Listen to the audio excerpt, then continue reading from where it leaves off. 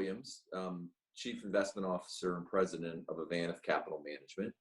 And Avanath Capital Management specializes in owning and enhancing affordable workforce housing in high-cost areas across the United States. We do that through a series of investment funds with capital provided by pension funds, foundations, endowments, and international institutions. Recently, there's been an increase in capital allocations to affordable housing, and especially from institutions. And one of the reasons that is that institutions are realizing that there's a definitive need and lack of affordable housing in high-cost areas of the United States. Also, they're finding that the affordable housing provides durable, sustainable cash flow in a market where you may be a bit worried about late cycle. What Avanath does to provide impact investments to our investors is a number of things. One is we own affordable housing. We're enhancing it. So that fits a definitive need, a social need in the United States for better affordable housing in high-cost areas in the United States. Secondly, what we do is we provide programs on site that serve the children, serve the adults, and the senior adults. One reason why we do this is if you think about affordable housing, most it's a family where mom and dad both work.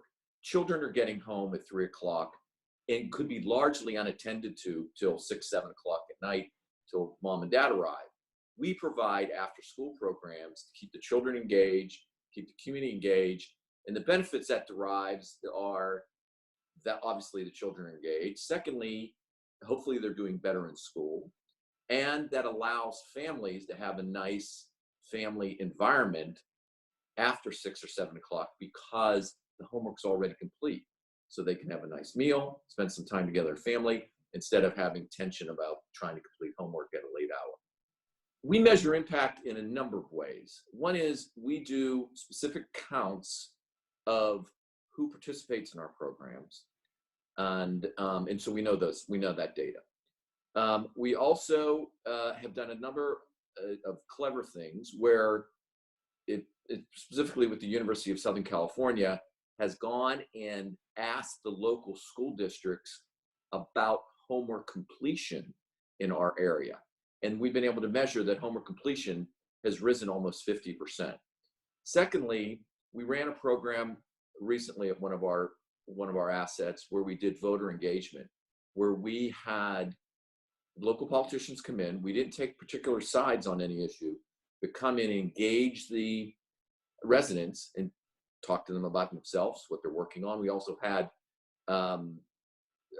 people come in and chat about the bond measures that were on the ballot. And it was very much appreciated by our residents on site because a lot of renters aren't thought of as, by politicians as, as voters that they seek after.